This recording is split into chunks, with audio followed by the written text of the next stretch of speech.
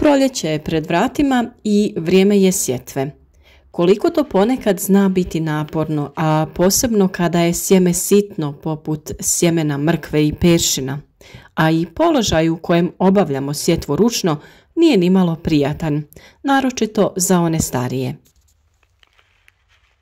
Treba biti vrijedan i uporan te raspoređivati sjeme na propisano rastojanje. Nekad nam ode nešto više sjemenki pa je poslije potrebno prorjeđivati. U povrtlarstvu treba biti kreativan i tražiti način da sebi olakšate. Upravo zato osmišljena je nova metoda da se na stolu kod kuće napravi traka sjemena i da se ona samo jednostavno prenese i razvuče na za to predviđeno mjesto u bašti. Upravo u današnjem videu ćemo vam pokazati kako se to radi i kako pripremiti trake sa sjemenom kako bi jednostavnije i brže obavili sjetvu, a pri tome štedili vašu snagu i vaše zdravlje.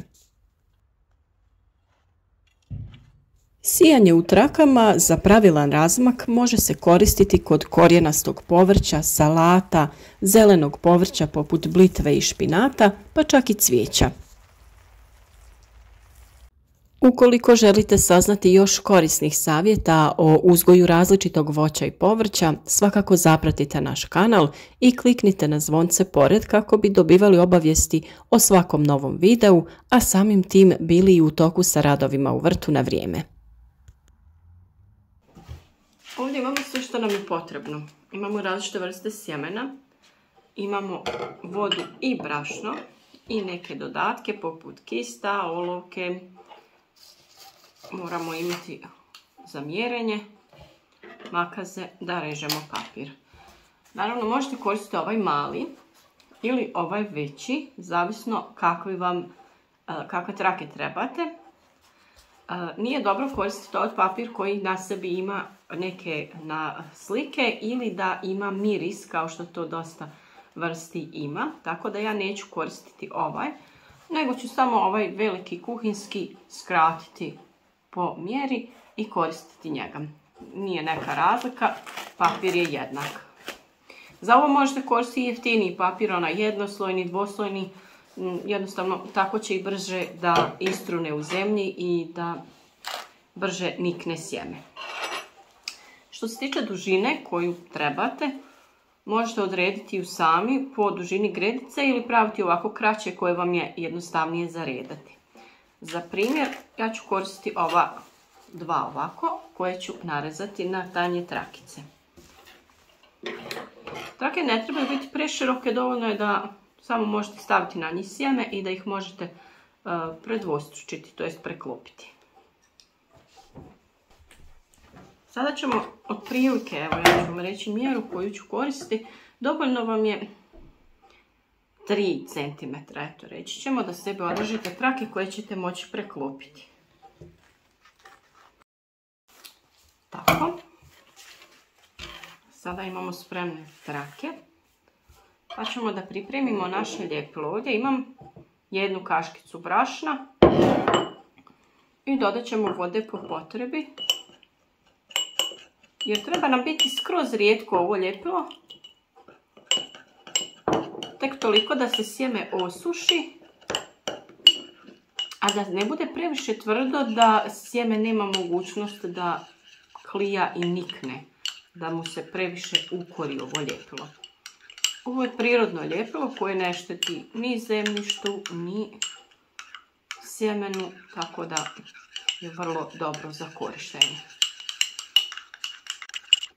To je ta neka tekstura, treba biti skroz tečno, a da kad se osuši na sjemenu, da sjeme ostane pričvršćeno za papir.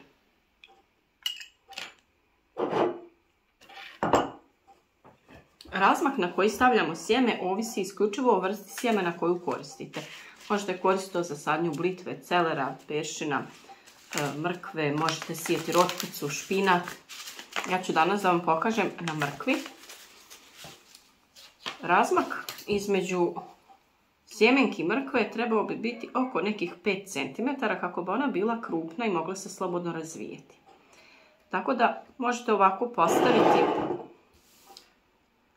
mjerač i prema njemu samo stavljati tačkice vašeg ljepila. Na svaku 5 cm razmaka.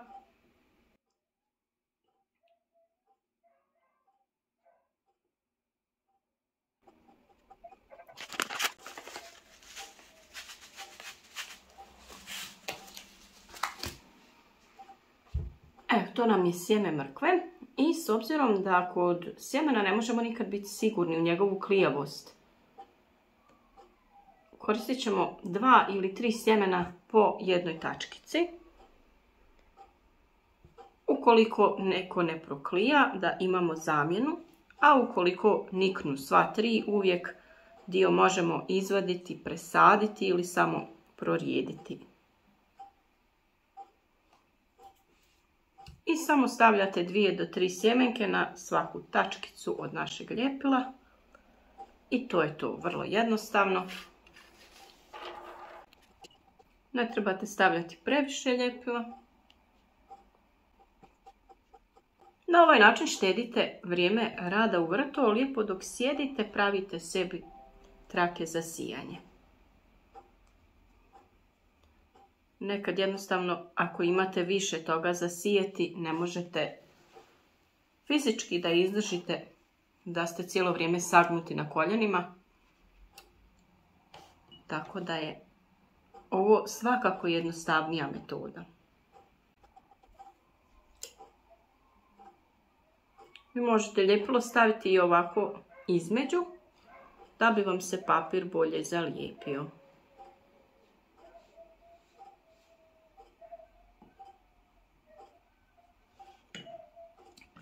I sada jednostavno samo preklopimo i zalijepimo. Kada dođe vrijeme sadnje, samo jednostavno iznesete sjeme, napravite male redove, ne moraju čak biti previše duboki. Za mrkvu je dovoljno 5 cm dubine. Stavite vaše trake i prekrijete sa zemljom. Sada je potrebno ovo ostaviti da se osuši i onda možemo kada se osuši lagano uzeti ovako zarolati i tako ćemo ga lakše spremiti da nam ne zauzima previše mjesta. I kada dođe vrijeme sijanja samo bacite, odrolate i to je to.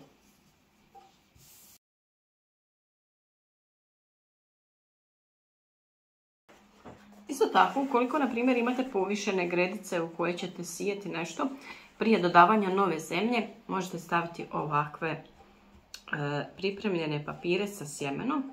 Na primjer za blitvu ili špinat ili rotkvicu, neke te biljke koje idu na malo veći razmak. Stavite ljepilo i sjeme na razmak koji je potreban na primjer za blitvu ili za špinat.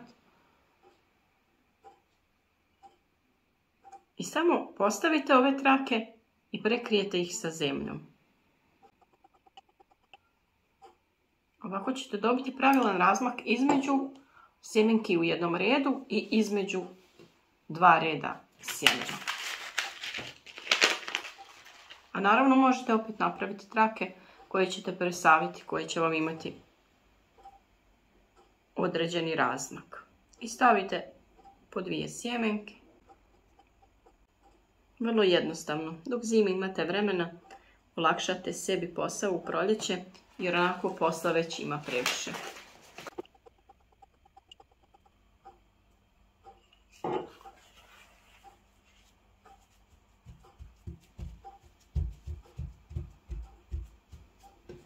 Znači stavite i prekrijete zemljom. A ukoliko ne želite trošiti ovoliko papira, jednostavno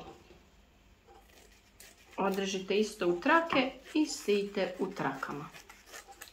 A ovaj dio iskoristite za još. Naravno dužinu određujete sami koliko vam je potrebno.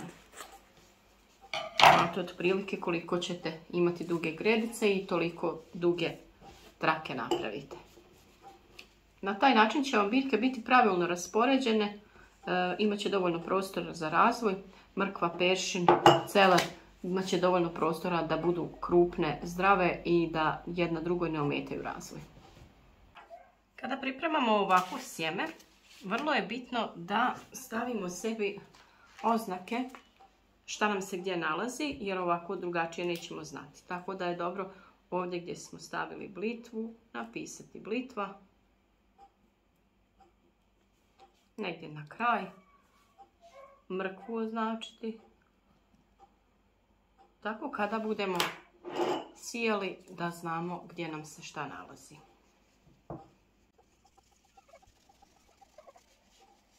Evo ga. Vrlo jednostavno zarolate i spremite. Negdje možete zalijepiti sa selotejpom privremeno, a i ne morate. Ako stavljate u neke kutije, samo stavite sjeme jedno do drugog.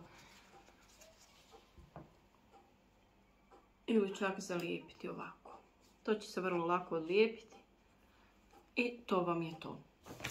Također, sada imate takve trake koje možete kupiti i gdje vam dođe odmah pripremljene trake.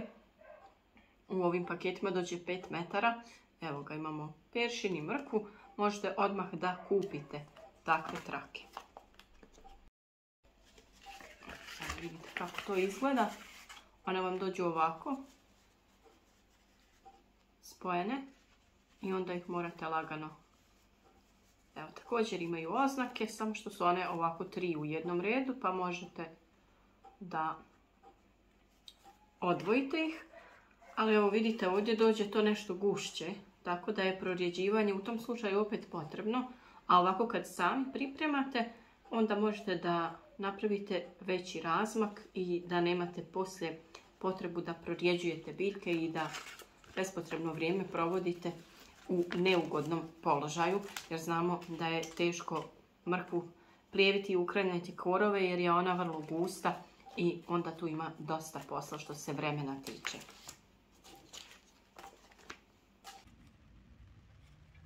Ovakav način sijanja koristi se kod sitnog sjemena kao što je sjeme mrkve, peršina, svih vrsta salata, blitve, špinata, rotkvice i sličnih, te kod pojedinog cvijeća jer tada ne morate razmišljati o prorjeđivanju.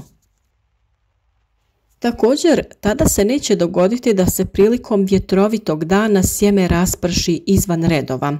Papir će se razgraditi, a biljka će niknuti u pravilnim razmacima. S obzirom da nećete odmah sijati, možete namotati trake sjemena u rolnice kao što sam pokazala, pa kad dođe vrijeme sjetve, samo odrolate traku na predviđenom mjestu za sjetvu. U pripremljene gredice sa plitkim brazdama, ne dublje od 5 cm, razvucite trake sjemena ili ih samo odrolajte ako su u rolni. Navlažite zemlju te stavite trake da se i one natope. Ukoliko je potrebno, i njih popršite vodom, što će doprinijeti zadržavanju vlage i njihovom bržem nicanju. Nagrnite tanak sloj zemlje, sjeme koje klija lako će probiti toalet papir. Sjetva sa trakom je mnogo lakši posao bez saginjanja i umaranja. Biljke niču na pravilnom razmaku, tako da nema naknadnog prorjeđivanja. Svakako preporučujemo ovaj način sijanja za sitno sjeme jer uveliko olakšava rad te osigurava pravilan razmak i samim tim pravilno oblikovane i krupne plodove. A naravno za još savjeta o uzgoju voća i povrća zapratite naš kanal, javite nam se u komentarima ukoliko imate nekih dodatnih pitanja ili samo nam pišite od kud nas pratite.